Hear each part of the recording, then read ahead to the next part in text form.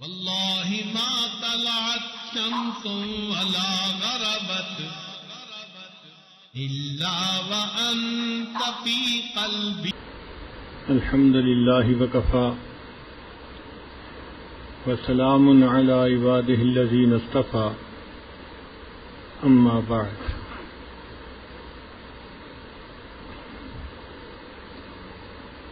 اعتکاف کے ان دنوں میں عشرہ مبشرہ صحابہ کرام کے بارے میں بیانات ہوں گے. دل میں یہ خیال آیا کہ وہ ہستیاں جن کو اس دنیا میں جنت کی بشارت مل گئی، نبی علیہ الصلوۃ والسلام نے اپنی زبان فیض ترجمان سے جن کو جنتی ہونے کی بشارت عطا فرما دی، ان کی زندگیوں کے حالات جاننا ہم میں سے ہر ایک کے لیے ضروری ہے.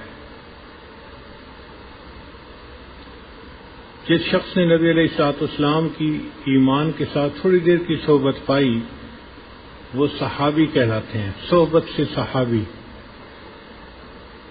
صحابی ہونا ایک رتبہ ہے جو ولایت کا اعلیٰ ترین رتبہ ہے، اس سے اوپر کوئی رتبہ نہیں ہو سکتا.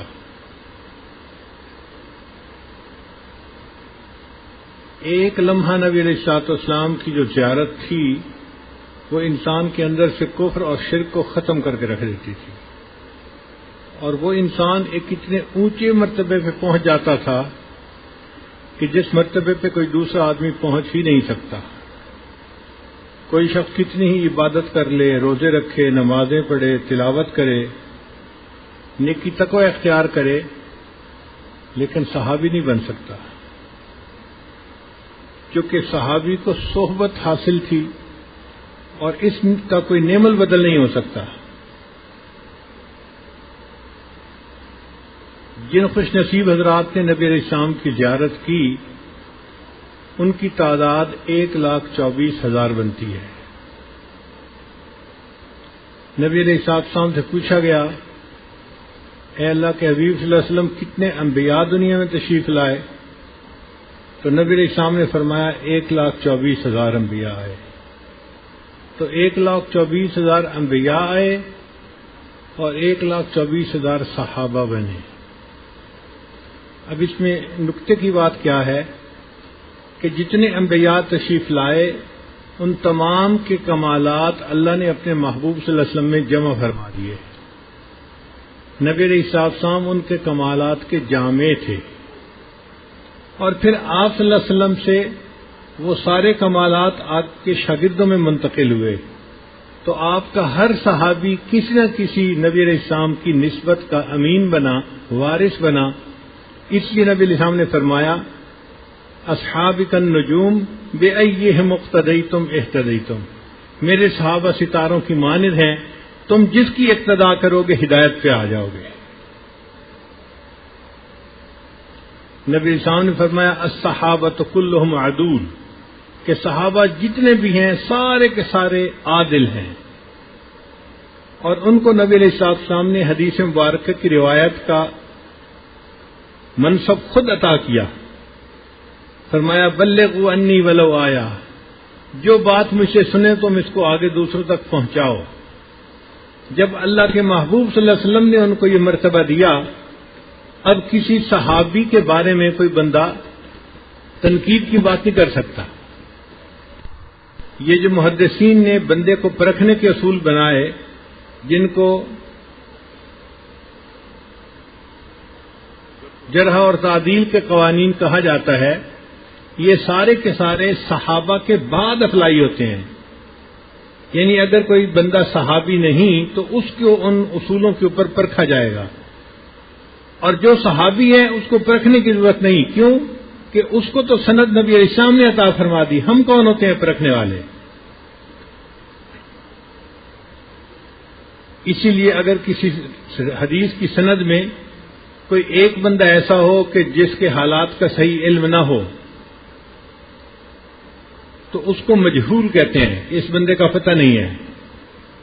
اور ایسا بندہ روایت میں آنے سے وہ جو حدیث کی سند ہے وہ کمزور ہو جاتی ہے، وہ کمزور سمجھی جاتی ہے کہ جی ایک بندہ اس میں سے مجہول ہے.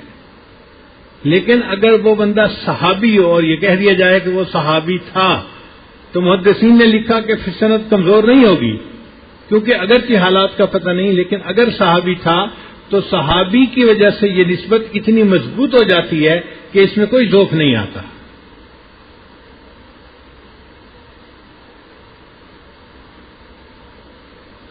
نبی آتے رہے، آخر میں نبیوں کے امام آئے، وہ دنیا میں خدا کا آخری لے کر پیام آئے، جھکانے آئے بندوں کی جبیں اللہ کے در پر، سکھانے آدمی کو آدمی کا احترام آئے۔ وہ آئے جب تو عظمت بڑھ گئی دنیا میں انسان کی، وہ آئے جب تو عظمت بڑھ گئی دنیا میں انسان کی، وہ آئے جب تو انسان کو فرشتوں کے سلام آئے۔ اللہ تعالیٰ نے ان صحابہ کو وہ عظمت عطا فرمائی کہ فرشتوں کے سلام آتے تھے ان کو۔ اس لیے جتنے بھی انبیاء کرام دنیا میں تشریف لائے، ان میں سب سے بہترین جماعت اللہ کے محبوب صلی اللہ علیہ وسلم نے دنیا میں بنائی۔ آپ جیسے صحابہ کی جماعت پوری دنیا میں کہیں اور نہیں تھی، اس لیے انبیاء کے بعد سب سے بہترین جماعت دنیا میں نبی علیہ السلام کے صحابہ کی ہے۔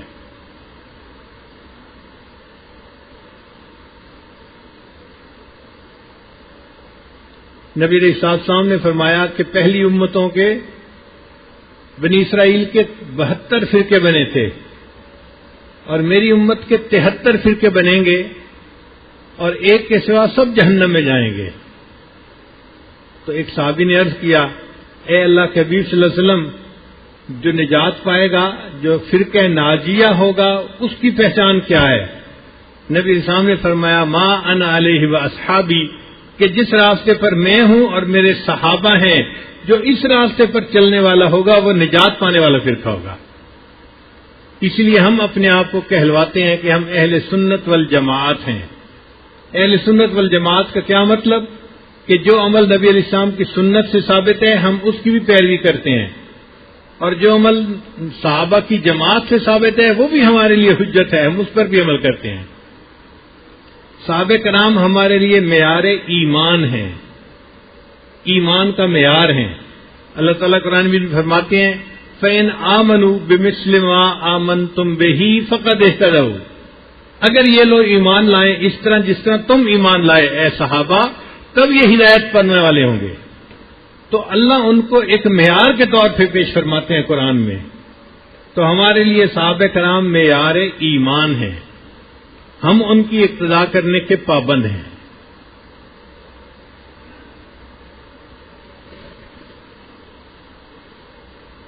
آج کے زمانے میں بعض ایسے بھی لوگ ہیں جو صحابہ کرام کے اوپر تنقید کرتے ہیں، جی فلاں نے یہ کیا، فلاں نے یہ کیا، فلاں نے یہ کیا، اور جب بھی آپ ان سے بات کریں گے تو وہ ہمیشہ تاریخ کا سہارا لیں گے، اور جی تاریخ میں یہ لکھا ہے۔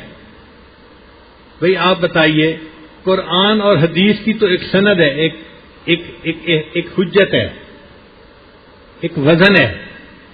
تاریخ کا کیا وزن ہے؟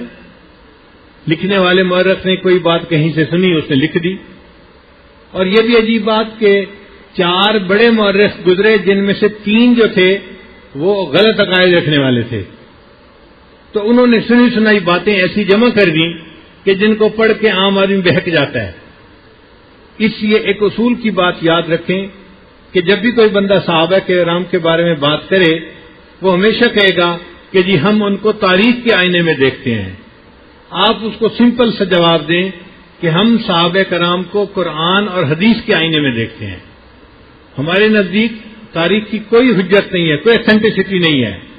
قرآن اور حدیث اصل ہے، ہم صحابہ کرام کو اس معیار پہ پرکھتے ہیں، اور اس معیار پر پرکھیں گے تو اللہ کا حکم نظر آئے گا کہ اللہ نے ان کا امتحان لیا، اولئک الذین امتحن اللہ قلوبہم للتقوی، اور وہ سارے کے سارے جو تھے وہ اس میں سے کامیاب ہونے والے تھے۔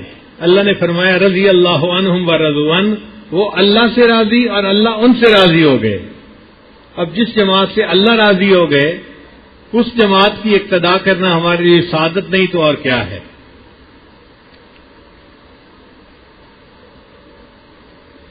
ایک بات اور ذہن میں رکھیے کہ چڑھتے سورج کی پوجا تو ہر کوئی کر لیتا ہے، آسان کام ہے. جب تاریخ بن جاتی ہے نا پھر ساری دنیا مان لیتی ہے. جیسے اللہ کے محبوب صلی اللہ علیہ وسلم نے پیاری زندگی گزاری، آج کفار بھی ان کی نعتیں لکھتے ہیں، ہندو بھی نعت لکھتے ہیں، سکھ بھی نعتیں لکھتے ہیں، انگریز بھی ان کے بارے میں نعتیں لکھتے ہیں. تو چونکہ تاریخ بن چکی، آج دنیا ان کو مانتی ہے. جب تاریخ نہیں بنی ہوتی اس وقت مان لینا یہ بڑا کام ہوتا ہے. سیدنا صدیق رضی اللہ عنہ کی سب سے بڑی جو خوبی ہے وہ یہ کہ انہوں نے نبی علیہ الصلوۃ والسلام کو اس وقت نبی مانا جب کوئی اور ماننے والا نہیں تھا. ویسے تو نبی علیہ السلام پر سب سے پہلے خدیجہ الکبریٰ رضی اللہ تعالیٰ نے ایمان لے آئی، مگر وہ بیوی تھیں. اور لوگ کہتے ہیں جی کہ بیوی کی بات مان لینا کون سی بڑی بات ہے، وہ تو خاوند کی بات مانتی ہے، اس کا ایمان لانا کوئی وزن نہیں رکھتا. پھر اس کے بعد نبی علیہ الصلوۃ والسلام پر ایمان لائے سیدنا علی رضی اللہ تعالیٰ عنہ، مگر وہ نبی علیہ السلام کے چچا کے بیٹے بھی تھے اور نبی علیہ السلام نے ان کو اپنی کفالت میں لے لیا تھا. تو گھر کا پلا ہوا بچہ وہ تو بات مان ہی لیتا ہے، اس کی بات ماننا کون سی بڑی بات ہے. پھر ایمان لائے حضرت زید رضی اللہ تعالیٰ عنہ، وہ غلام تھے اور غلام اپنے آقا کی بات مانتا ہی ہے، یہ کون سی انوکھی بات ہوئی. پھر اس کے بعد ایمان لائے سیدنا صدیق اکبر رضی اللہ تعالیٰ عنہ. سیدنا صدیق اکبر عنہ نہ کوئی گھر کے بچے تھے، نہ کوئی رشتہ دار تھے، نہ کوئی غلام تھے، بلکہ معاشرے کے ایک آزاد انسان تھے جن کی بہت عزت تھی معاشرے کے اندر، جن کی رائے کا احترام کیا جاتا تھا، جن کو معاشرے میں رسپیکٹ دی جاتی تھی. ان کا ایمان لانا یہ واقعی ایک بڑی بات تھی. اس لیے علماء اس پر متفق ہوئے کہ صدیق اکبر عنہ جو تھے وہ ایمان میں سب سے آگے نکل گئے. جب یہ سامنے فرمایا، مشکات شریف کی روایت ہے کہ میں نے جس پر بھی اسلام کو پیش کیا اس نے قبول کرنے میں تردد کیا سوائے ابو بکر کے. حضرت علی عنہ پر اسلام پیش کیا، انہوں نے جواب دیا میں مشورہ کروں گا. اور حضرت عمر عنہ تو مرنے مارنے پہ تل گئے تھے. فرماتے ہیں کہ میں نے جس پہ بھی ایمان پیش کیا اس نے تذبذب کا شکار ہوا، تردد کیا سوائے ابو بکر کے. ابو بکر پر جب میں نے اسلام قبول کیا اس نے بغیر کسی تردد کے قبول فرما لیا. اس لیے سیدنا صدیق عنہ کا ایمان بڑی اہمیت رکھتا ہے. اور اس کی ایک وجہ یہ بھی تھی کہ وہ نبی علیہ الصلوۃ والسلام سے صرف 2 سال چھوٹے تھے، تقریباً 2-2.5 سال، یعنی ہم عمر تھے یوں کہہ سکتے ہیں. ایج گروپ ایک ہی تھا، نبی علیہ السلام کا ایج گروپ ایک تھا. چنانچہ ایک ایج گروپ کے بچے آپس میں تعلق رکھتے ہیں، تو بچپن سے ان کا نبی علیہ السلام کے ساتھ دوستانہ تھا. آپس میں اکٹھے بیٹھتے تھے، باتیں کرتے تھے، ایک دوسرے کے ساتھ طبیعتیں ملتی تھیں. تو وہ بچپن سے نبی علیہ الصلوۃ والسلام کو دیکھتے تھے، جانتے تھے، اور ان کے دل میں نبی علیہ الصلوۃ والسلام کی عزت بیٹھی ہوئی تھی، احترام بیٹھا ہوا تھا. پھر ایک مرتبہ شام کے سفر پر گئے تو وہاں ایک راہب سے ملاقات ہوئی. اس راہب نے ان کو بتایا کہ تو ایک آنے والی بڑی ہستی کا وزیر بنے گا.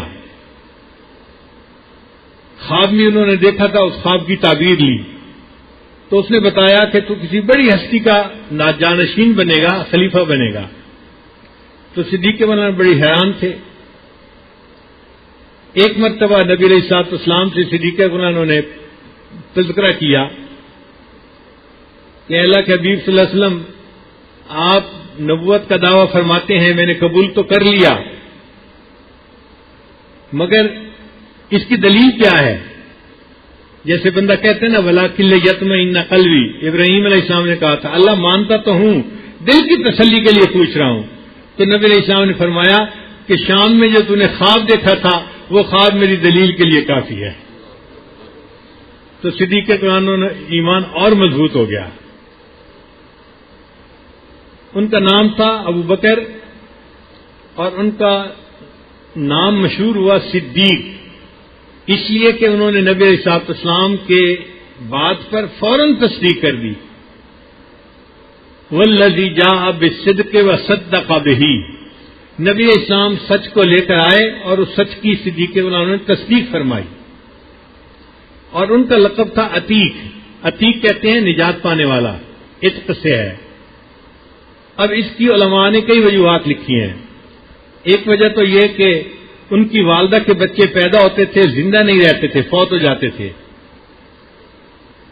جب ابوبکر صدیق عنہ پیٹ میں تھے تو وہ دعا مانگتی تھیں کہ اللہ اب مجھے ایسا بیٹا عطا فرما کہ جو موت سے بچپن میں بچ جائے اور زندہ رہنے والا ہو، عتیق ہو. اس والدہ کی دعا کی وجہ سے ان کا نام عتیق پڑ گیا. اور بعض فرماتے ہیں کہ نہیں، اس کے پیچھے ایک بڑا واقعہ ہے. وہ یہ کہ ان کے والد جو ابو قحافہ تھے وہ بتوں کی پوجا کرتے تھے زمانہ جاہلیت میں، مگر ابوبکر صدیق عنہ کسی بت کی پرستش نہیں کرتے تھے. اب بیٹا جوان ہو گیا اور وہ ایک مرتبہ بھی باپ کے ساتھ بت خانے میں نہیں گیا بت کی پوجا کرنے کے لیے. تو ایک مرتبہ جو ابو قحافہ تھے وہ ابوبکر صدیق اپنے بیٹے کو لے کر گئے کہ چل بیٹا میرے ساتھ بت کی پرستش کرنے کے لیے. اب چونکہ والد تھے تو ابوبکر صدیق عنہ خاموش ہو گئے اور والد کے ساتھ وہاں چلے گئے. والد نے بت کی پرستش کی، ابوبکر صدیق عنہ ایک طرف کھڑے رہے. پھر والد نے کہا کہ بیٹا اب تم اس بت کی پوجا کر لو جیسے میں نے مناجات کی ہے. جیسے لوگ قبروں کو جا کے سجدے کرتے ہیں، بت کو سجدہ کرتے تھے، دعائیں مانگتے تھے. تو ابوبکر صدیق عنہ کہا کہ ابا جان آپ کے سامنے یہ کرتے ہوئے مجھے شرم آئے گی، حیا آئے گی، اکیلا ہوں گا تو کر لوں گا.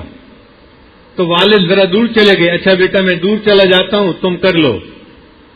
جب ابوبکر صدیق عنہ نے دیکھا کہ والد دور چلے گئے تو وہ اس کمرے میں گئے جہاں بت تھا اور اس بت کو جا کر کہا کہ تم میری بات کو سن رہے ہو، میری مناجات کو سن رہے ہو؟ کوئی جواب نہیں آیا.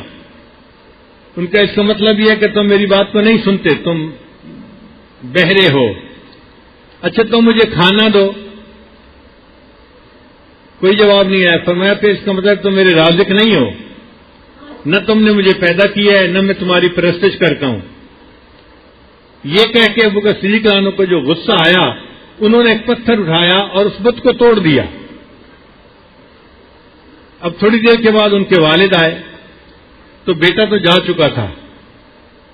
انہوں نے کمرے میں دیکھا تو ان کا جو بت تھا جس کی وہ پوجا کرتے تھے وہ ٹوٹا پڑا تھا. کان ٹوٹا ہوا ہے، آنکھیں ٹوٹی ہوئی ہیں، بازو ٹوٹا ہوا ہے. پتھر سے انہوں نے اس بت کو توڑ دیا تھا. ابو قحافہ کو بڑا غصہ آیا کہ میرے بیٹے نے اس کی پرستش کرنے کی بجائے الٹا اس کو توڑ دیا اور چلا گیا یہاں سے. تو وہ گھر آئے اور کہنے لگے ابوبکر کہاں ہیں، ابوبکر کہاں ہیں. آگے ابوبکر صدیق عنہ کی والدہ کھڑی تھی. انہوں نے پوچھا کیوں پوچھ رہے ہو؟ اس نے کہا کہ دیکھو وہ میرے ساتھ گیا تھا اور بت کی پرستش کرنے کی بجائے اس نے بت کو الٹا توڑ دیا. تو والدہ نے کہا کہ توڑ دیا تو کیا ہوا، تم میرے بیٹے کو کچھ نہیں کہتے، اس بیٹے کی بڑی شان ہے، بڑا مرتبہ ہے. تو ابو قحافہ نے پوچھا تم یہ کیا بات کر رہی ہو؟ اس نے کہا کہ جب میں حاملہ تھی تو میرے بیٹے چونکہ پہلے فوت ہوتے رہتے تھے، مجھے اس بیٹے کی بڑی فکر تھی. تو ایک رات میں نے خواب دیکھا.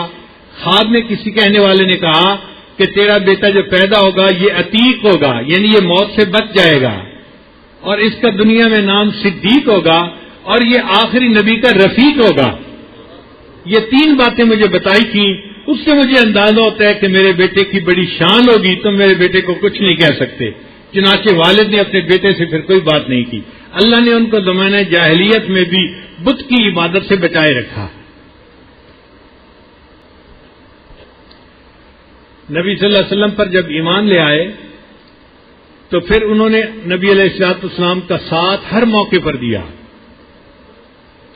آج تو لوگ فیئر ویدر فرینڈ ہوتے ہیں، جب اچھا ہوتا ہے تو دوست ہوتے ہیں، اور جب ذرا کسی پر مشکل آئے، امتحان آئے، مصیبت آئے تو ساتھ چھوڑ جاتے ہیں، الگ راستہ اختیار کر لیتے ہیں. مگر صدیق اکبر جانو فیئر ویدر فرینڈ نہیں تھے، آل ویدر فرینڈ تھے. جب قریش کی دشمنی شروع ہوئی تو وہ قریش کے سامنے ڈٹ کر کھڑے ہو گئے. ایک مرتبہ نبی علیہ الصلوۃ والسلام کے ساتھ قریش کے کچھ لوگ بدتمیزی کر رہے تھے تو صدیق اکبر آئے اور کہنے لگے اتقتلون رجلا ان یقول ربی اللہ، کیا تم اس بندے کو قتل کرنا چاہتے ہو جو کہتے ہو کہ میرا رب اللہ ہے؟ آیت پڑھی اور ان کو سمجھایا. لوگ نبی علیہ السلام کو چھوڑ کر ابو بکر صدیق کو مارنے لگ گئے. انہوں نے وہ تکلیف برداشت کر لی مگر نبی علیہ السلام کا ساتھ نہیں چھوڑا. سیدنا ابو بکر صدیق عنہ کی 4 نسلیں صحابی ہیں. یہ اعزاز صرف انہی کو حاصل ہے. ان کے والد بھی صحابی، وہ خود بھی صحابی، ان کے بیٹے بھی صحابی اور ان کے پوتے بھی صحابی. تو 4 نسلیں ان کی صحابی تھیں. آپ اندازہ لگائیے اللہ تعالیٰ نے ان کو یہ کیسی بڑی نعمت عطا فرمائی تھی. ان کے فضائل میں 181 احادیث موجود ہیں حدیث کی کتاب میں، نبی اسلام کی فضیلت میں، جن میں سے 88 احادیث ایسی ہیں جس میں حضرت ابوبکر صدیق اور حضرت عمر دونوں کے فضائل ہیں، اور ان میں سے 14 احادیث ایسی ہیں جن میں خلفائے اربعہ کے فضائل ہیں، اور باقی احادیث میں صرف سیدنا صدیق کے فضائل موجود ہیں. 181 احادیث، ایک حدیث بھی ہو جاتی تو بہت کافی تھی. کہ جائے کہ 181 حدیثیں ان کی شان میں اللہ کے محبوب صلی اللہ علیہ وسلم کی مبارک زبان سے وارد ہوئی. اور ابو بکر کا لفظ بتا رہا ہے کہ وہ درجے میں سب سے اعلیٰ تھے صحابہ میں. ابو بکر کا جو مادہ ہے نا وہ ہے با کاف را، اور جس لفظ کا بھی یہ مادہ ہوتا ہے نا اس لفظ کا مطلب ہوتا ہے آگے. جیسے بکور موسم کا جو پہلا پھل ہے اس کو بکور کہتے ہیں. بکرا آنے والے دن کا جو پہلا حصہ ہوتا ہے اس کو بکرا کہتے ہیں. باقرہ وہ لڑکی جس نے ابھی اپنے خاوند کو نہیں دیکھا اس کو باقرہ کہتے ہیں. تو با کاف را یہ مادہ جس لفظ کا بھی ہوگا اس کا معنی ہوگا سب سے آگے. تو ابو بکر کا لفظ بتا رہا ہے کہ اللہ تعالیٰ نے ان کو دنیا میں صحابہ میں سب سے آگے فرما دیا. انہوں نے قرآن مجید کا سب سے پہلا نام مصحف رکھا. پھر انہوں نے قرآن مجید کو جمع کر لیا. یہ کارنامہ بھی صدیق اکبر نے سر انجام دیا. نبی علیہ السلام کے زمانے میں 16 کے قریب صحابہ تھے. ان میں سے جو موجود ہوتے جب وحی اترتی تو نبی علیہ السلام ان کو لکھنے کا حکم فرما دیتے تھے. وہ کبھی لکڑی کے اوپر، کبھی چمڑے کے اوپر، کبھی کسی اور چیز کے اوپر وہ آیات کو لکھ لیا کرتے تھے. اور جس چیز پر آیات کو لکھ لیا جاتا تھا وہ محفوظ کر لیتے تھے. جب نبی علیہ السلام کی وفات مبارکہ ہوئی تو عمر عنہ نے مشورہ دیا ابو بکر صدیق عنہ کو کہ آپ اس پورے قرآن پاک کے جو پارچات ہیں، جو چیزیں ہیں، ان سب کو اکٹھا کروا لیں، حکومتی تحویل میں لے لیں. تو پہلے تو صدیق عنہ نے فرمایا کہ جو کام نبی علیہ السلام نے نہیں کیا میں کیوں کروں. پھر بعد میں انہوں نے ایک صحابی زید عنہ کی ڈیوٹی لگائی، وہ حافظ قرآن تھے. ان کے ساتھ 5-6 اور حفاظ تھے کہ آپ حافظ لوگ ہیں، آپ مختلف لوگوں کے پاس جو یہ لکھی ہوئی چیزیں موجود ہیں نا ان سب چیزوں کو ایک جگہ اکٹھا کر دو. تو وہ آیات کو پڑھتے تھے، دیکھتے تھے اور اپنے حافظے کے ساتھ اس کو ملاتے تھے اور پھر اس کو ایک جگہ جمع کر دیتے تھے. تو ان پارچات کو ایک جگہ اکٹھا کروا دینا یہ سیدنا صدیق اکبر کا بڑا کارنامہ ہے. یعنی قرآن مجید مختلف ہاتھوں میں نہیں رہا، مختلف لوگوں کے پاس نہیں رہا، بلکہ حکومتی تحویل میں آ گیا. پھر انہوں نے وہ پارچات نبی علیہ السلام کی زوجہ سیدہ حفصہ رضی اللہ عنہ کے پاس محفوظ کروا دیے. کیونکہ حفصہ رضی اللہ تعالیٰ عنہ اور سیدہ عائشہ رضی اللہ تعالیٰ عنہ دونوں امہات المومنین حافظہ تھیں. وہ چونکہ حافظہ تھیں اور لکھنا پڑھنا بھی جانتی تھیں تو ان کے پاس محفوظ کروا دیے کہ ام المومنین آپ اس کی حفاظت کی زیادہ حقدار ہیں، آپ حافظہ ہیں اور لکھنا پڑھنا جانتی ہیں، اس میں کوئی تغیر نہیں ہو سکے گا، کوئی تبدیلی نہیں آ سکے گی، مجھے اعتماد ہے. تو سیدہ حفصہ رضی اللہ تعالیٰ عنہ پھر اس کی نگران رہی. وہ جو پارچات تھے پھر ایک وقت آیا کہ حضرت عثمان غنی عنہ نے ان پارچات سے ساری عبارتوں کو، آیات کو چمڑے کے اوپر منتقل کروا دیا، لکھوا دیا اور اس کو کتابی شکل دے دی. یہ قرآن مجید کی پہلی کتابی شکل تھی. انہوں نے 7 کتابیں لکھوائیں اور اس کو دنیا کے مختلف ملکوں کے اندر پہنچا دیا, محفوظ کروا دیا. تو ابوبکر صدیق عنہ جو تھے وہ جامع القرآن بنے اور سیدنا عثمان غنی عنہ ناشر القرآن بنے. اللہ نے ان کو قرآن مجید نشر کرنے کا کام لیا ان سے. تو سیدنا صدیق عنہ کو قرآن مجید جمع کرنے کا ثواب ملا. آج ہم میں سے کوئی بندہ جو قرآن کی تلاوت کرتا ہے, جہاں تلاوت کرنے والے کو ثواب مل رہا ہوتا ہے, وہاں سیدنا صدیق عنہ کو بھی ثواب ملتا ہے کہ قرآن کی حفاظت میں ان کا عمل موجود ہے. چنانچہ سیدنا صدیق عنہ پہلے خلیفہ بنے, نبی اسلام کے جانشین بنے, اور ان کو اپنے والد کی زندگی میں خلافت ملی. پھر انہوں نے اپنی خلافت کے دور میں اپنا ولی عہد عمر لانو کو خود متعین فرمایا. سب سے پہلے انہوں نے بیت المال کو قائم کیا اور ان کو خلیفہ رسول کہا گیا. لقب ان کا عتیق ہوا. ایک لقب ان کا صدیق بھی تھا, اور ایک ان کی یہ بھی خوبی کہ نبی اسلام نے بتلایا کہ میرے بعد سب سے پہلے امت میں سے ابوبکر صدیق جنت کے اندر داخل ہوں گے.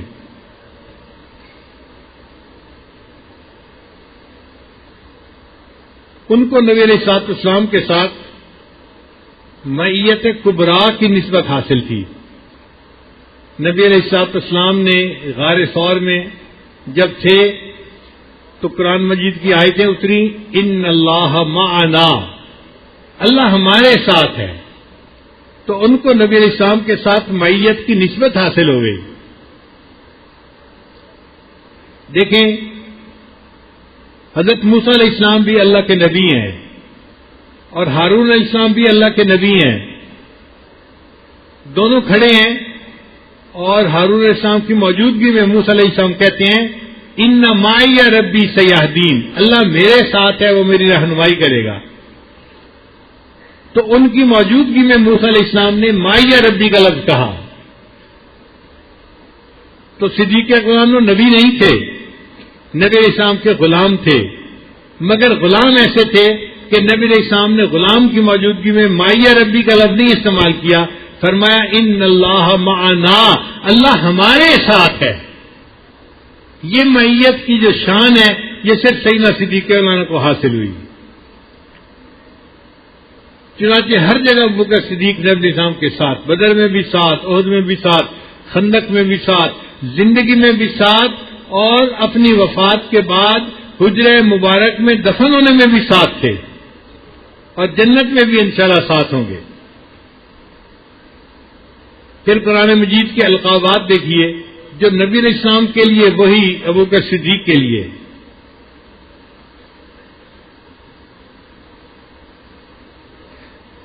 ابن عباس روایت کرتے ہیں کہ نبی علیہ السلام نے فرمایا انا اتقى ولد آدم واکرمهم علی اللہ ولا فخر, کہ میں اولاد آدم میں سب سے زیادہ تقوی والا ہوں اور عزت والا ہوں, اور مجھے اس پر فخر نہیں ہے. تو نبی علیہ السلام نے اپنے آپ کو اتقا فرمایا, اور سیدنا صدیق اکبر کو اللہ رب العزت نے قرآن مجید میں اتقا فرمایا. فرمایا وَسَيُجَنَّبُهَا الْأَتْقَى الَّذِي يُؤْتِي مَالَهُ يَتَزَكَّى. یہ اتقا کا لفظ سب مفسرین متفق ہیں کہ سیدنا صدیق اکبر کے لیے اترا ہے.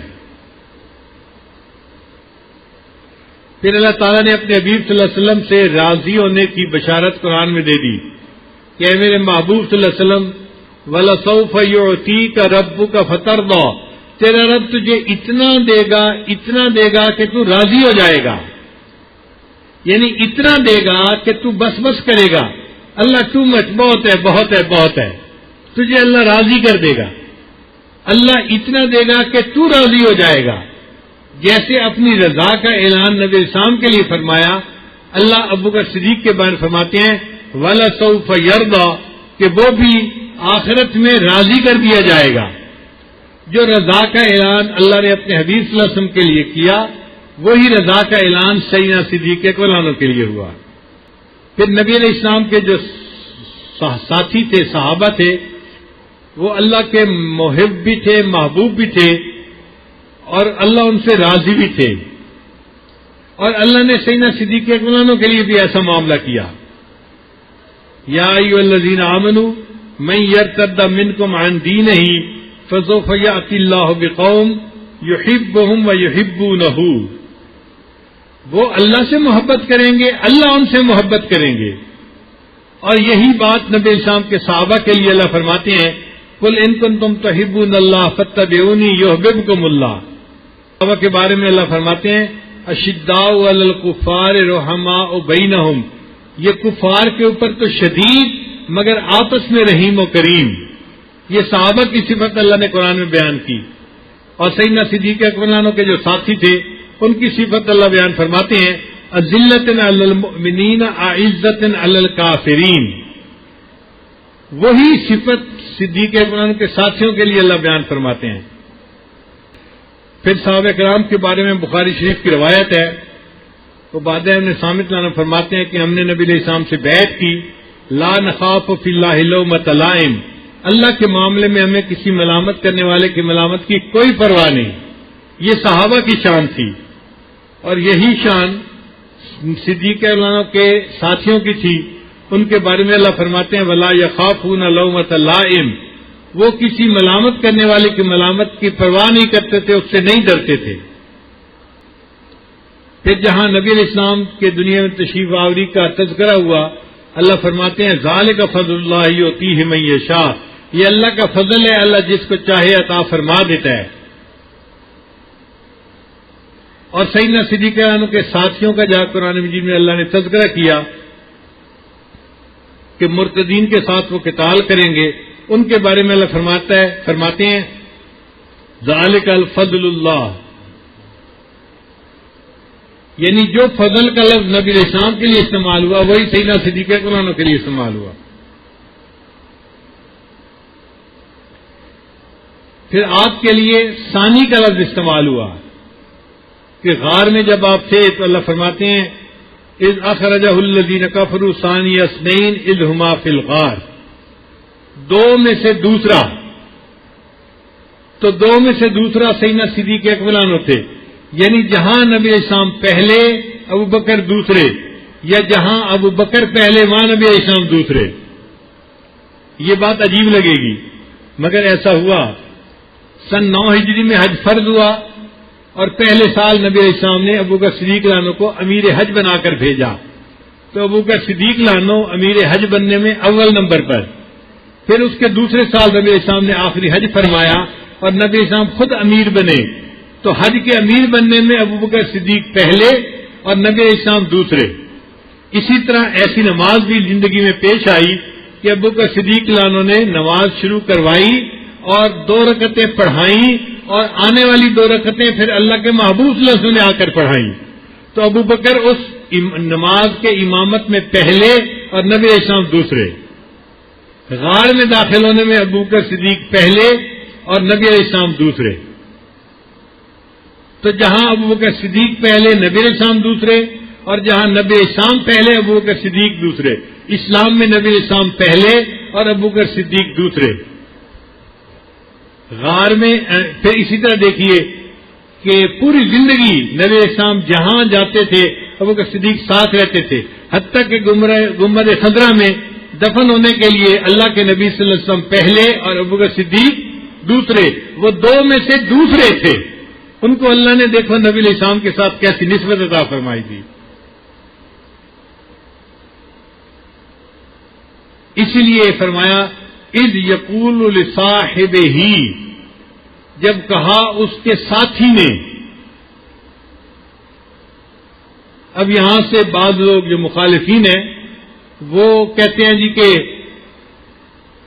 وہ تو نبی علیہ السلام کے ساتھی تھے، وہ صحابی کا رتبہ گھٹانے کے لیے. اور جی صحابی کا کیا ہوتا ہے؟ وہ تو یوسف علیہ السلام کے ساتھی تھے جیل میں بھی. بھائی یوسف علیہ السلام کے ساتھی تھے جیل میں، تو ان کو فرمایا یا صاحب السجن، اے میرے جیل کے ساتھیوں.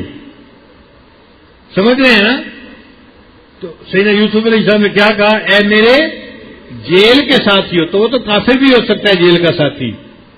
جیل کا ساتھی بننے کے لیے ایمان تو ضروری نہیں ہے نا.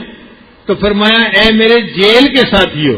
اور یہاں پر کیا فرما رہے ہیں اللہ تعالیٰ کہ جب اس نے کہا اذ یقول لصاحبہ اے میرے ساتھی، تو میرے ساتھی کہنے میں مرتبہ ہی کچھ اور بنتا ہے. کہ نبی علیہ السلام کی صفت قرآن مجید میں بیان کی گئی بالمؤمنین رؤوف الرحیم، کہ نبی علیہ السلام رؤوف اور رحیم تھے، ان کے اندر رافت اور رحمت بہت زیادہ تھی. اور یہی بات صدیق اکبر کے بارے میں نبی علیہ السلام نے فرمائی ارحم امتی بے امتی ابو بکر، میری امت میں سب سے زیادہ رحمت کرنے والا وہ ابو بکر ہے. ایک حدیث میں فرمایا ارأف امتی بے امتی ابو بکر، میری امت پر سب سے زیادہ رافت رکھنے والا وہ ابو بکر ہے. پھر نبی علیہ السلام کو صحابہ پکارتے تھے یا رسول اللہ، اے اللہ کے رسول صلی اللہ علیہ وسلم. اور سیدنا صدیق اکبر کو پکارتے تھے یا خلیفت رسول اللہ، اے اللہ کے رسول صلی اللہ علیہ وسلم کے خلیفہ. تو دیکھیے کہ اللہ کے رسول کے خلیفہ کہلاتے تھے. جب ہجرت کے سفر پر نکلے تو نبی علیہ السلام کے لیے کفار مکہ نے 100 اونٹ متعین کیے، جو ان کی پہچان بتائے گا، پتہ بتائے گا، ہم اس کو 100 اونٹ دیں گے. اور انہوں نے ابوبکر صدیق کے لیے بھی 100 اونٹ کا انعام مقرر کیا. جو انعام نبی علیہ السلام کے لیے مقرر ہوا وہی انعام ابوبکر صدیق کے لیے مقرر ہوا. پھر جو سوچ تھی نا وہ سیدنا صدیق اکبر کی نبی علیہ السلام کے ساتھ 100% ایک جیسی تھی. طبیعتیں ہوتی ہیں نا، بعض نرم طبیعتیں ہوتی ہیں، بعض گرم طبیعتیں ہوتی ہیں، غصے والی ہوتی ہے. تو نبی علیہ السلام کی جیسے طبیعت تھی سیدنا صدیق اکبر کی طبیعت بھی بالکل اسی طرح تھی، سوچ بھی ایک جیسی تھی.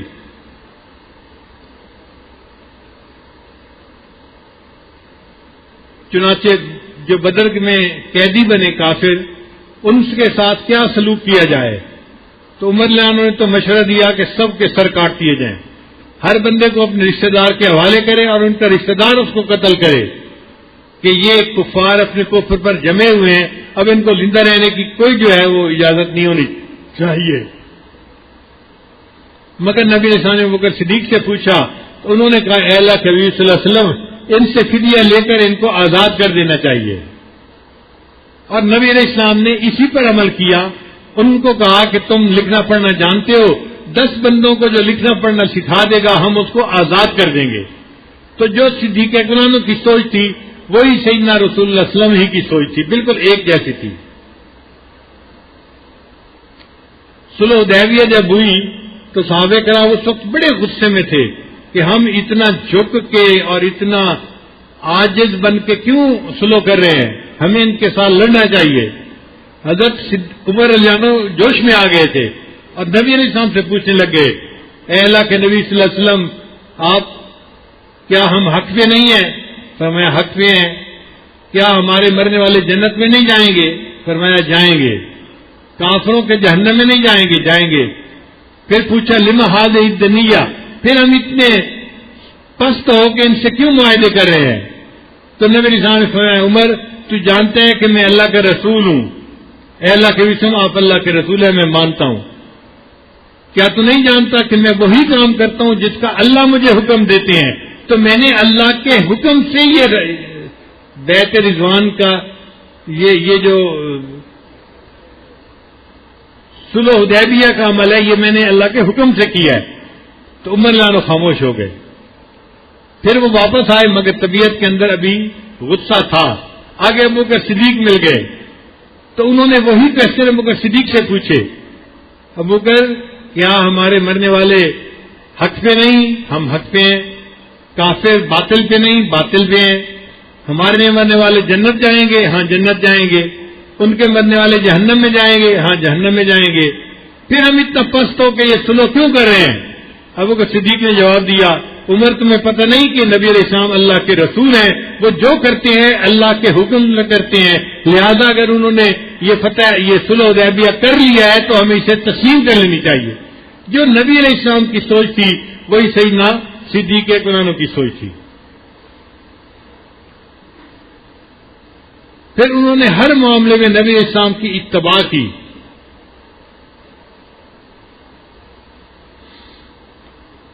خیبر کے قریب ایک باغ تھا جس کو باغ فدق کہتے ہیں. نبی علیہ السلام اس کی آمدنی بنی ہاشم کے جو نوجوان بچے تھے ان کے بچیوں کی شادی کروانے پر خرچ کرتے تھے.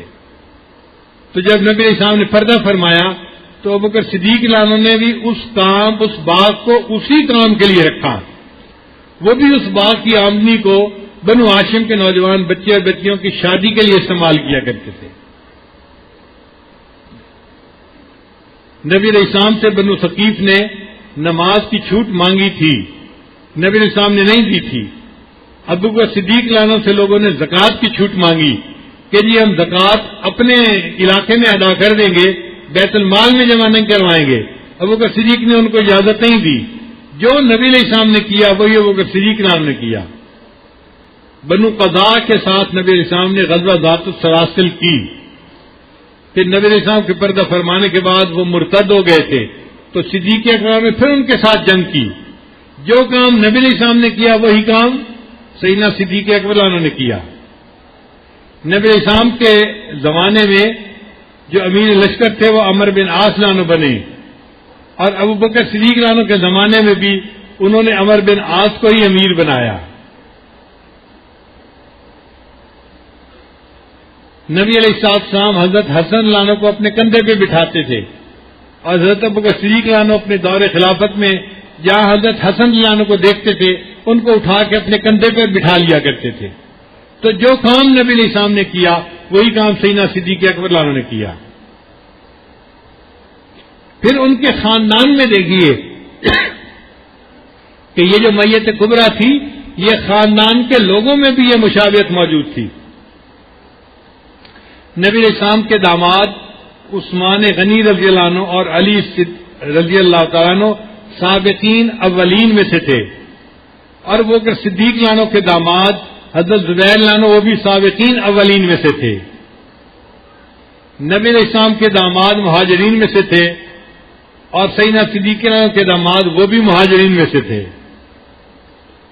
نبی علیہ السلام کے داماد عثمان و علی عشرہ مبشرہ میں سے تھے, اور سیدنا صدیق اکبر کے داماد حضرت زبیر عنہ وہ بھی عشرہ مبشرہ میں سے تھے. پھر آگے اولاد کے بھی اندر مشابہت تھی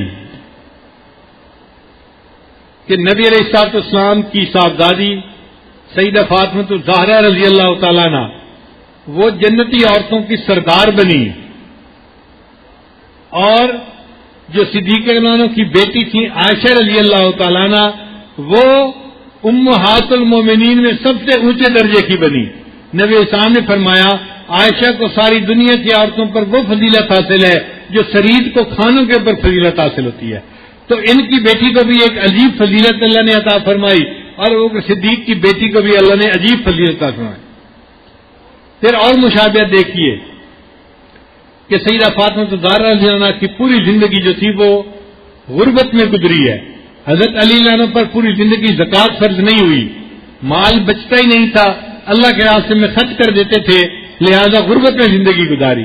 اور فاطمہ الزہرا رضی اللہ تعالیٰ عنہ گھر کے سارے کام خود کیا کرتی تھیں, ہاتھوں میں گٹے پڑ گئے تھے. اور ابوبکر صدیق عنہ کی بیٹی اسماء رضی اللہ تعالیٰ عنہ ان کے اوپر بھی یہی حالات گزرے, وہ بھی گھر کے سارے کام خود کیا کرتی تھیں, اور ان کے بھی کام کر کر کے ہاتھوں میں گٹے پڑ گئے تھے. جو ان کی بیٹی کے ساتھ معاملہ پیش آیا وہی ابوبکر صدیق عنہ کی بیٹی کے ساتھ معاملہ پیش آیا. پھر بیٹی کے آگے جو اولاد تھی ان کے حالات دیکھیے, اس میں بھی یکسانیت ہے. سیدہ فاطمہ الزہرا رضی اللہ عنہ کے لخت جگر سیدنا حسین رضی اللہ عنہ نے یزید کی بیعت کرنے سے انکار کر دیا تھا,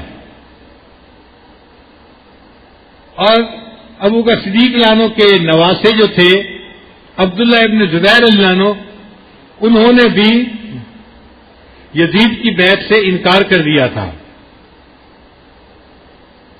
چنانچہ سیدنا حسین رضی اللہ عنہ کو بھی شہادت ملی تھی, اور عبداللہ ابن زبیر رضی اللہ عنہ کو بھی شہادت ملی. سیدنا حسین رضی اللہ عنہ کو شامی لوگوں نے نرغے میں لے لیا تھا, اور عبداللہ ابن زبیر رضی اللہ عنہ کو بھی جو حجاج تھا اس کے ساتھیوں نے نرغے میں لے لیا تھا. پھر سیدنا حسین عنہ سے پہلے ان کے بھتیجے اور رشتہ دار جو تھے وہ پہلے شہید ہوئے, آخر کے اوپر سیدنا حسین لانو شہید ہوئے، اور ادھر عبداللہ ابن زبیر لانو کے ساتھ بھی یہی ہوا کہ پہلے ان کے دوست احباب رشتہ دار وہ پہلے شہید ہوئے، اور آخر کے اوپر عبداللہ ابن زبیر لانو شہید ہوئے. تو یہ مشابہت صرف نبی علیہ السلام کے ساتھ صدیق اکبر کو حاصل نہیں تھی، یہ اولاد میں بھی مشابہت گئی، اور آگے اولاد کی جو اولاد تھی اللہ نے اس میں بھی مشابہت ڈال دی. یہ میت کا اثر ان کی آگے نسلوں تک چلا.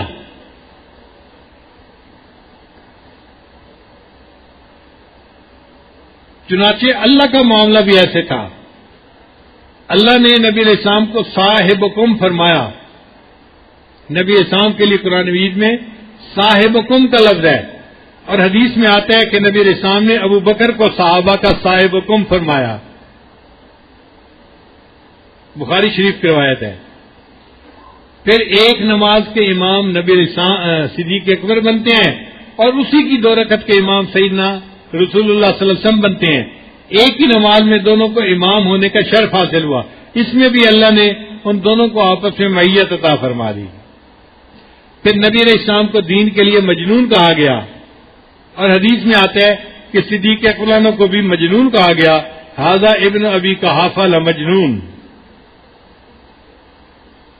پھر نبی علیہ السلام طائف سے واپسی پر جب آئے تو مطعم بن عدی نے ان کو اپنی پناہ میں لیا.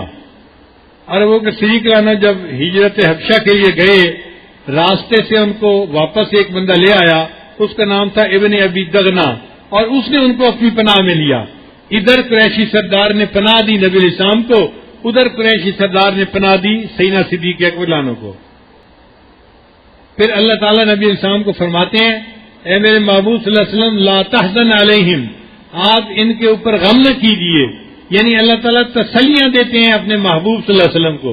تو اللہ نے اپنے محبوب کو تسلی دی، اور نبی علیہ الصلوۃ والسلام نے سیدنا صدیق اکبر کو تسلی دی. فرمایا لا تحزن ان اللہ معنا، آپ غم نہ کیجیے، اللہ ہمارے ساتھ ہے. اللہ اپنے محبوب کو تسلیاں دیتے ہیں، اور محبوب اپنے صدیق کو تسلیاں دیتے ہیں. یہ میت کبریٰ کا معاملہ کیسا عجیب.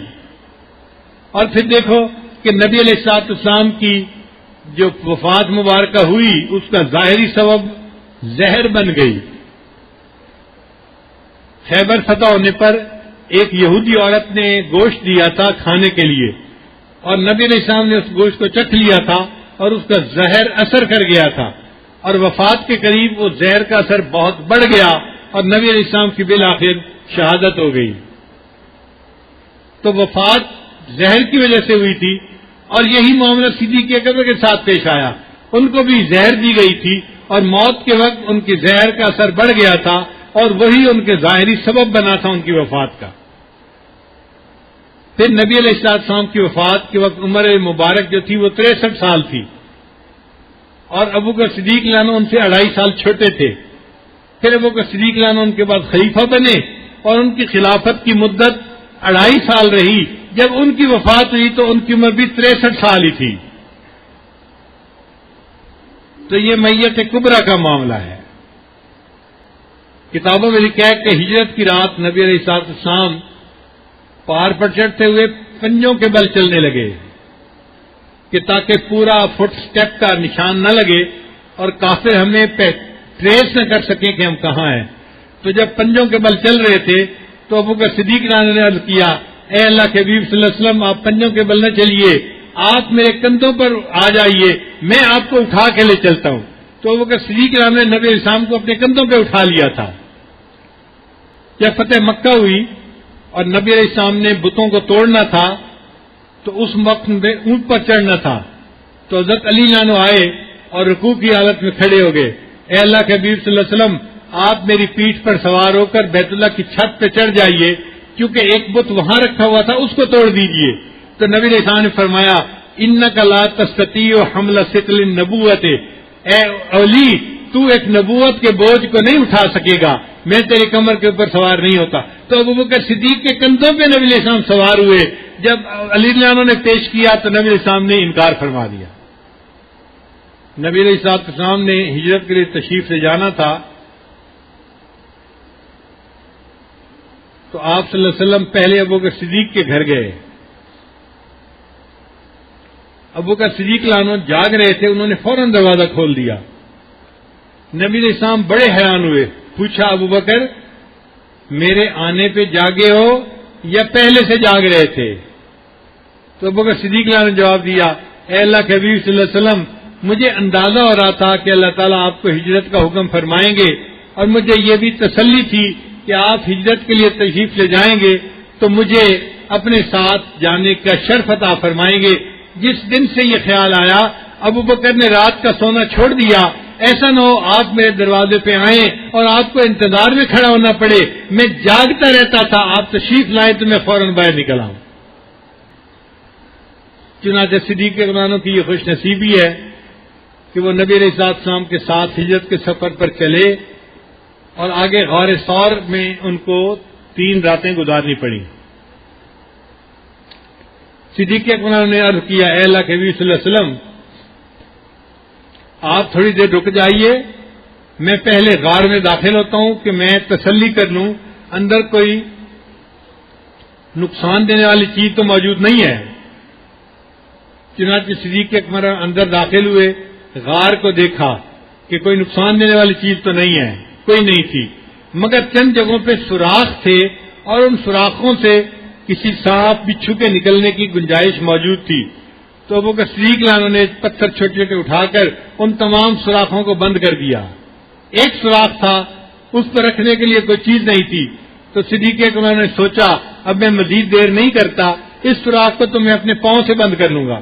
چنانچہ زمین پر بیٹھ گئے اور اپنی ٹانگ ایکسٹینڈ کر لی اور اس سوراخ کو اپنے پاؤں سے بند کر دیا، اور نبی علیہ السلام سے عرض کی، اے اللہ کے حبیب صلی اللہ علیہ وسلم اندر تشریف لے آئیے۔ نبی علیہ السلام اندر تشریف لائے، ساری رات کے جاگے ہوئے تھے، تو وہ کہ صدیق نے کہا، اے اللہ کے حبیب صلی اللہ علیہ وسلم، میری گود تکیے کے طور پر حاضر ہے، آپ یہاں پر سر مبارک رکھ لیجئے اور لیٹ کر آرام کیجئے۔ تو نبی علیہ السلام نے اس آفر کو قبول کر لیا اور ابو بکر صدیق کی گود میں سر رکھا اور نبی علیہ السلام آرام کی نیند سو گئے۔ اب صدیق عنہ کی شان دیکھیے کہ ان کو محبوب صلی اللہ علیہ وسلم کے چہرہ دیکھنے کا انف وقت مل گیا، فل وقت مل گیا۔ وہ بیٹھے ہوئے ہیں اور محبوب صلی اللہ علیہ وسلم کے چہرے انور پر نظریں جمائی ہوئی ہیں اور چہرے کی زیارت ہی کر رہے ہیں۔ آج کے محب جو ہوتے ہیں وہ اپنے محبوب کے لیے دعائیں کرتے ہیں کہ ہمیں محبوب کے ساتھ تخلیہ کا وقت مل جائے، مگر اس شاخ میں سیدنا صدیق اکبر کا درجہ سب سے اونچا نکل گیا۔ اللہ نے ان کو ایسے 3 دن اور 3 راتیں عطا فرمائی کہ محبوب صلی اللہ علیہ وسلم کا چہرہ ان کی آنکھوں کے سامنے رہا۔ ہم ہی ہم ہو، تیری محفل میں کوئی اور نہ ہو، یہ موقع ملا تو ابو بکر صدیق کو اللہ نے عطا کیا۔ تنہائی ہے، محب اور محبوب موجود ہیں اور کوئی تیسرا ڈسٹرب کرنے والا نہیں ہے۔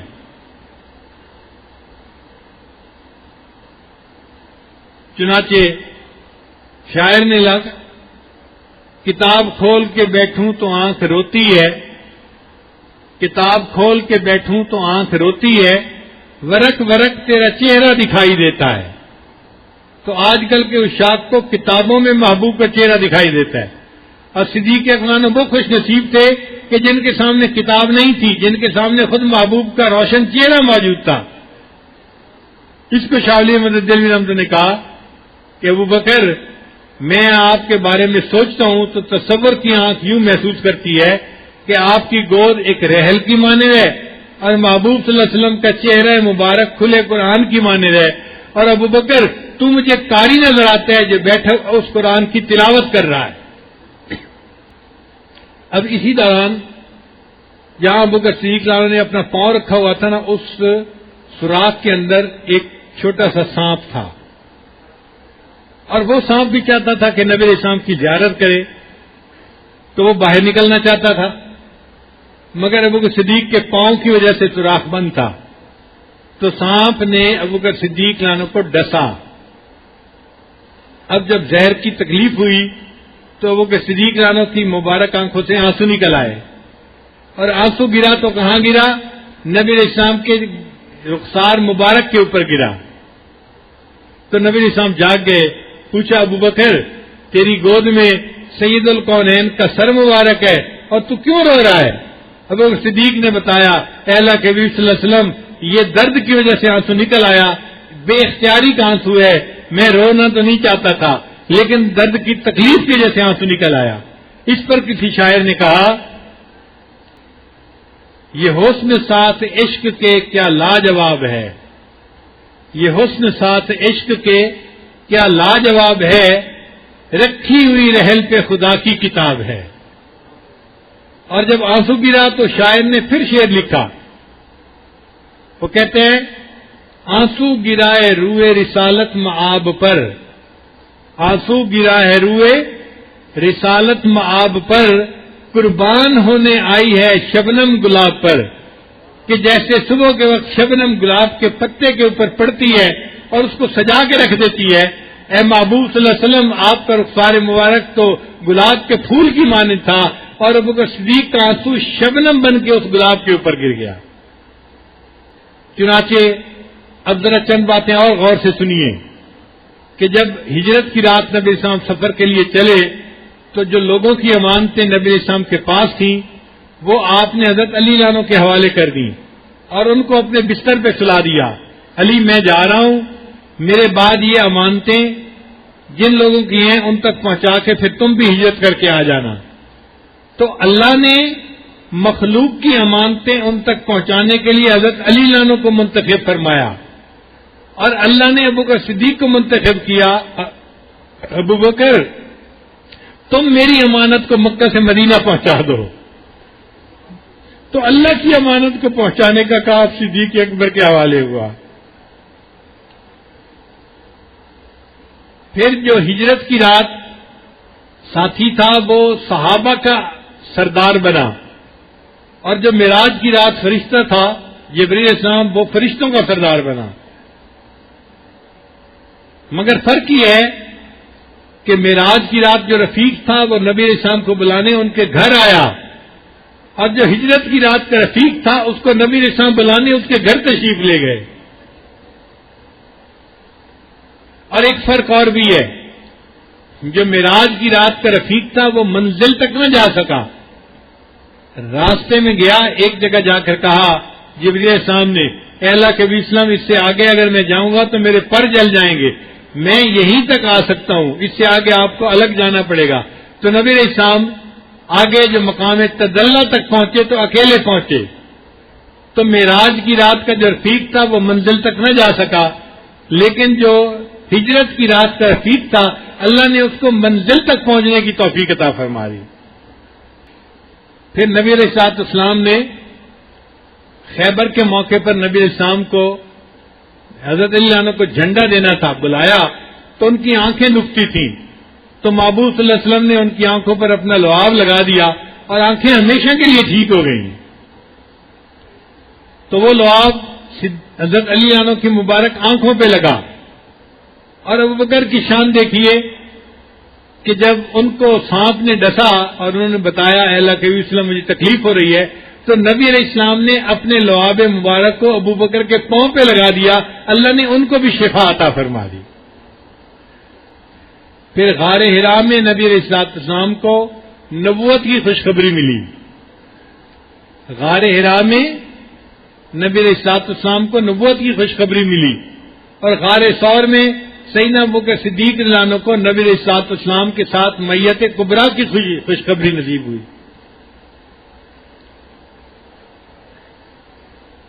اس لیے حضرت عمر عنہ نے سودا کرنا چاہا تھا کہ اے ابوبکر میری پوری زندگی کی نیکیاں لے لیجئے اور غار ثور کے 3 دن اور 3 راتوں کی نیکیاں وہ مجھے دے دیجئے، مگر وہ مرتبہ اتنا اونچا تھا کہ صدیق اکبر کبھی بھی یہ ڈیل کرنے کے لیے تیار نہیں ہو سکتے تھے۔ بہقی کی روایت ہے حضرت عمر عنہ فرمایا کرتے تھے کہ اگر امت کے ایمان کو ابوبکر کے ایمان کے ساتھ تولا جائے تو ابوبکر کا ایمان زیادہ بھاری نکل آئے، یعنی ابوبکر کا ایمان ساری امت کے ایمان سے بھی زیادہ بھاری، اس لیے کہ امت کا ثواب کس کو ملے گا؟ حضرت ابوبکر صدیق کو، جو سب سے پہلے ایمان لائے، الدال علی الخیر کفاعلہ، انہوں نے دوسروں کو راستہ دکھایا اور دوسرے اس راستے پر چلے، تو امت کا ثواب کس کو ملے گا؟ ابوبکر صدیق کو۔ تو امت کا ایمان تولا جائے تو امت کا ایمان تلے گا، اور ابوبکر صدیق کا ایمان تولا جائے تو وہ امت کا ایمان جمع ابوبکر کا اپنا ایمان بھی تلے گا، تو ابوبکر کا ایمان پوری امت کے ایمان سے زیادہ بھاری ہو جائے گا۔ پھر نبی علیہ السلام نے فرمایا ما صب اللہ فی صدری الا وقد سببتہ فی صدر ابی بکر، اللہ نے جو میرے سینے میں ڈالا ہے میں نے اس کو ابوبکر کے سینے میں ڈال دیا ہے۔ پھر نبی علیہ السلام نے فرمایا قیامت کے دن ان اللہ یتجلی للخلق عامہ ولکن لابی بکر خاصہ، قیامت کے دن اللہ سب لوگوں کے لیے عام تجلی فرمائے گا مگر ابو بکر کے لیے اللہ تعالیٰ خاص تجلی فرمائیں گے۔ اس کا کیا معنی ہے؟ محدثین نے لکھا ہے کہ اللہ تعالیٰ نبی علیہ الصلوۃ والسلام کے محبوب کو صدیق کو مسکرا کر دیکھیں گے۔ یہ جو مسکرا کے دیکھنا ہے یہ انداز صرف ابو بکر کے لیے ہوگا، یہ کسی اور کو نصیب نہیں ہوگا۔ اور ابو بکر صدیق رضی اللہ عنہ کے فضائل میں سے ایک عظیم بات کہ نبی علیہ السلام نے فرمایا میں نے سب کے احسانات کے بدلے چکا دیے، ابو بکر تو نے میرے اوپر اتنے احسانات کیے ہیں، تیرے احسانات کے بدلے قیامت کے دن اللہ چکائے گا، تیرے احسانات کا بدلہ قیامت کے دن اللہ چکائے گا۔ اس لیے علامہ اقبال لکھتے ہیں امن الناس بر مولائے ما، امن الناس انسانوں میں سب سے زیادہ احسان کرنے والے میرے آقا کے اوپر اے ابو بکر آپ تھے۔ امن الناس بر مولائے ما، اے کلیم اول سینائے ما، اور اے اللہ کے محبوب صلی اللہ علیہ وسلم آپ میرے لیے کوہتور کی مانند ہیں۔ کوہتور پہ اللہ کی تجلی پڑی تھی مگر وہ تجلی جو تھی وہ شیونات کی تجلی تھی، اور آپ کے اوپر تجلی ذات پڑتی ہے، میرے لیے آپ تور کی مانند ہیں، اور اس کوہتور کے جو کلیم ہے وہ ابو بکر صدیق ہے۔ ابو بکر اللہ نے آپ کو اس کوہتور کے کلیم بننے کا شرف عطا فرما دیا۔ امن الناس بر مولائے ما، اے کلیم اول سینائے ما۔ چنانچہ صحابہ کرام کے مداح انجم نیازی دامت برکاتہم نے سیدنا صدیق رضی اللہ عنہ کے بارے میں بڑے خوبصورت اشعار لکھے ہیں، ذرا توجہ کے ساتھ سنیے گا۔ پیمبر تو نہ تھا لیکن پیمبر جیسا لگتا تھا، پیمبر تو نہ تھا لیکن پیمبر جیسا لگتا تھا، وہ دریا تھا مگر گہرے سمندر جیسا لگتا تھا، کچھ ایسی تازگی تھی اس کے چہرے پر کہ وہ سب کو طلوع صبح کے بے داغ منظر جیسا لگتا تھا،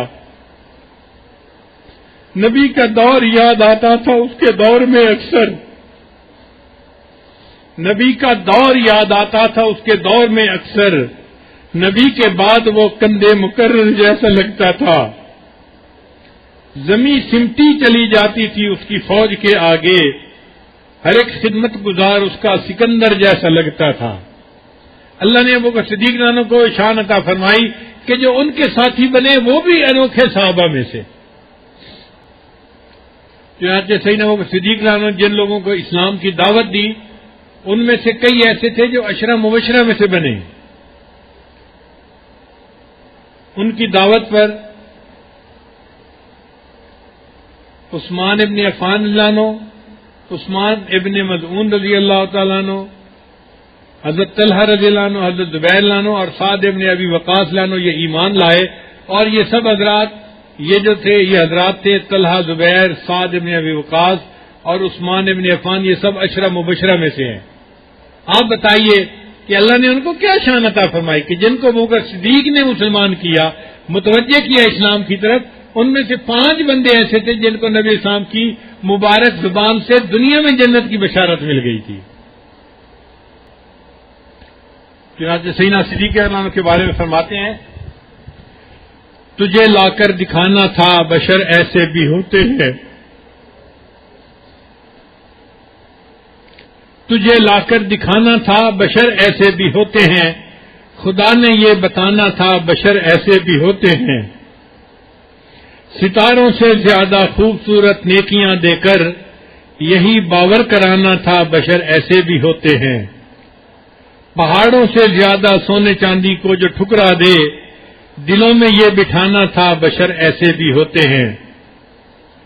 خلیفہ ہو کے بھی فاقہ کشی کی لذتیں مانگے، خلیفہ ہو کے بھی فاقہ کشی کی لذتیں مانگے، فرشتوں کو دکھانا تھا بشر ایسے بھی ہوتے ہیں۔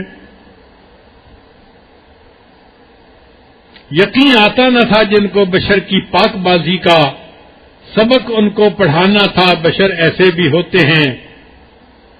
سمندر سے زیادہ تجھ کو دل کی وسعتیں دے کر سمندر کو بتانا تھا بشر ایسے بھی ہوتے ہیں۔ قدم رکھے زمین پر تو زمین ہلنے لگے ساری، یہ لوگوں کو جتانا تھا بشر ایسے بھی ہوتے ہیں۔ تو سیدنا صدیق اکرم کو اللہ نے وہ مقام عطا فرمایا کہ جو بشریت کا سب سے اعلیٰ مقام ہو سکتا ہے۔ چنانچہ وہ نبی علیہ السلام کی محبت میں سب سے بازی لے گئے، اور اللہ تعالیٰ نے ان کو انبیاء کے بعد سب سے اونچا مرتبہ عطا فرمایا، اور وہ عشرہ مبشرہ میں سے ہیں۔